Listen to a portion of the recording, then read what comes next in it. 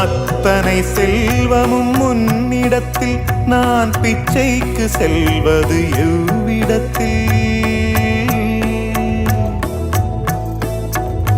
அத்தனை செல்வமும் உன்னிடத்தில் நான் பிச்சைக்கு செல்வது எவ்விடத்தில்? வெறும் பாத்திரம் உள்ளது என்னிடத்தில், அதன் சூத்திரமோ அது உன்னிடத்தில். ஒரு முறையா இருமுறையா பல முறை பல பிறப்பெடுக்க வைத்தாய்.